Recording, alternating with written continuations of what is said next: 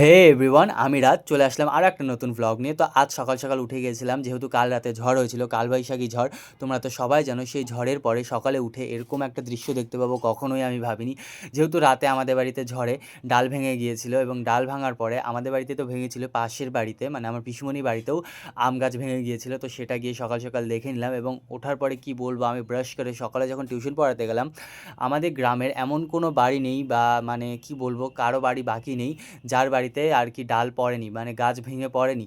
এমন অবস্থা হয়ে গেছে, পুরো গ্রামের তার ছিঁড়ে গিয়েছে, কারেন্টের তার, সবার বাড়িতে অবস্থা খারাপ। আমাদের সুপারি গাছ ভেঙেছে, এখানে জারু গাছ ভেঙেছে, বাইরে আমাদের একটা কদম গাছ ভেঙে গিয়েছে, কারেন্টের তার পড়ে গিয়েছে।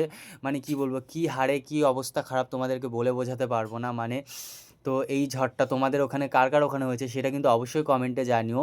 এবং এত আম পড়েছে, সকাল সকাল উঠে দেখি আমি সবাই বাচ্চাগুলো একদম ব্যাগে ব্যাগে আম ভরে নিয়ে যাচ্ছে, এবং এই গাছগুলোকে এখন কাটতে হবে, কাট করে সাফ করতে হবে, এবং অবস্থা পুরোই খারাপ। আর আমাদের এখানে লোকজন পুরো শুরু করে দিয়েছে রোডে গিয়ে, রোডের যেগুলো গাছ আছে সেখান থেকে লাকড়ি আনা শুরু করে দিয়েছে ভ্যানে ভ্যানে এক একজন।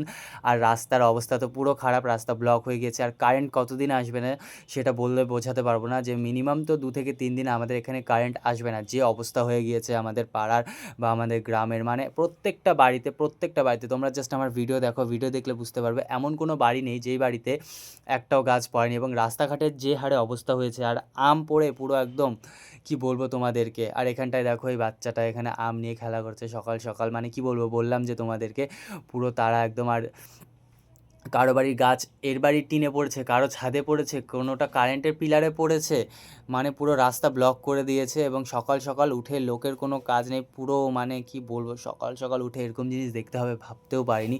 যেহেতু আমি টিউশন পড়াতে গিয়েছিলাম সেই বাড়ির সামনে, এখানটায় কারেন্টের তারটা এইভাবে ছিঁড়ে গিয়েছিল।